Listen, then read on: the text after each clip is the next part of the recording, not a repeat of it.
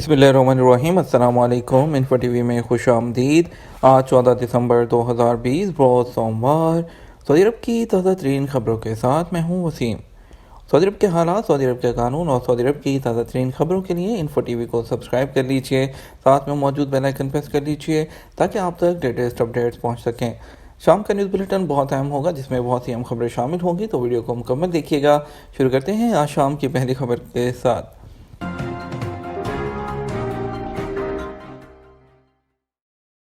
Saudi अरब ने corona virus के खिलाफ जंग जीत ली।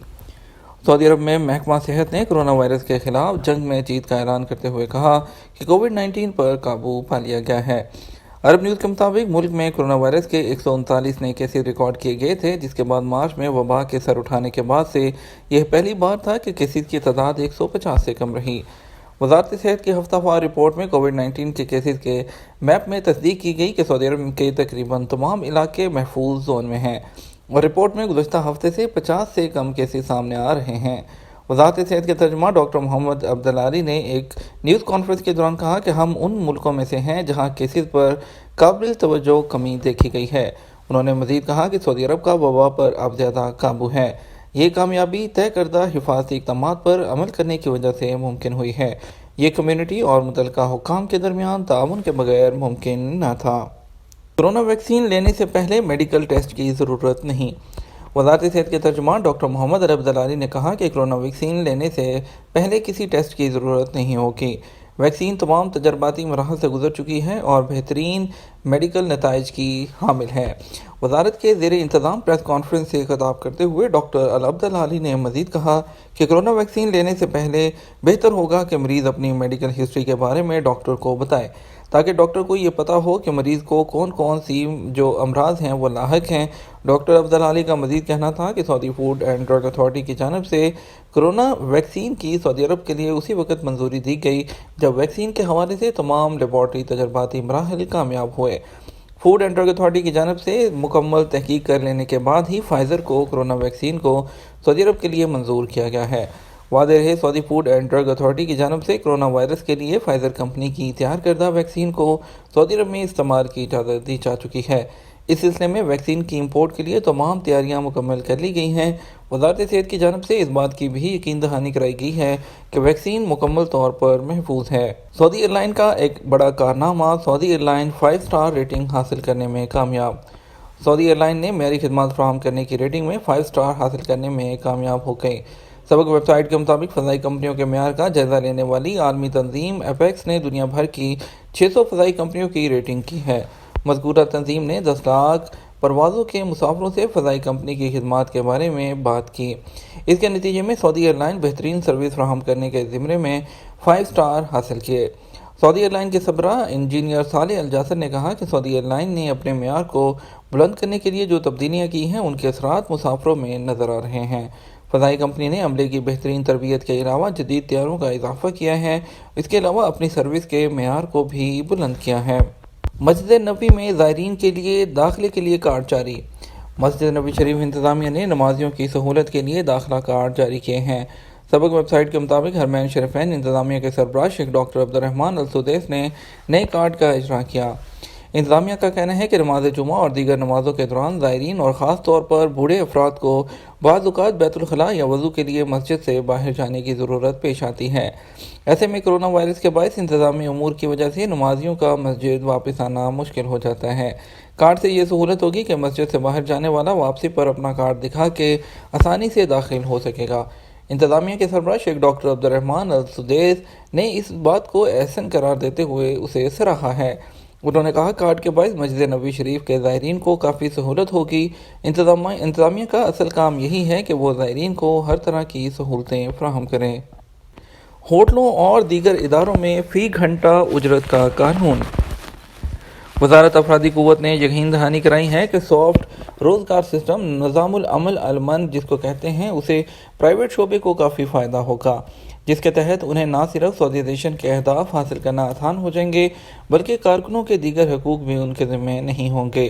सॉफ्ट वर्किंग सिस्टम की वजाहत करते हुए वज़ारत अफरादी क़ुव्वत का कहना था कि इस सिस्टम के ज़रिए आजिर सऊदी कारकुनों की खिदमात फ़ी घंटा के तहत हासिल कर सकेंगे।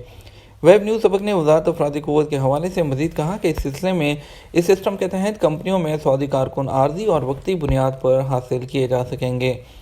निज़ामुल अमल अल-मन के तहत हासिल किए गए कारकुन को निताक़ात प्रोग्राम में 1/3 हिस्सा के तौर पर शुमार किया जाएगा, जो आजिर के लिए भी फ़ायदेमंद साबित होगा।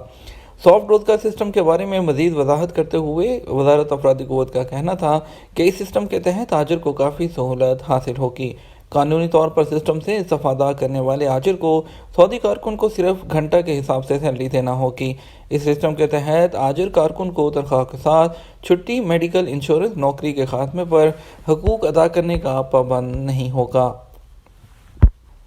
इकामा एक्सपायर है, वतन कैसे जाएं? सऊदी अरब में कोरोना वायरस की वबा के दौरान मामलात से ज़िंदगी तकरीबन रुक गए थे, ताहम उस वबा पर काफ़ी हद तक काबू पा लेने के बाद मामलात बहाल हो रहे हैं।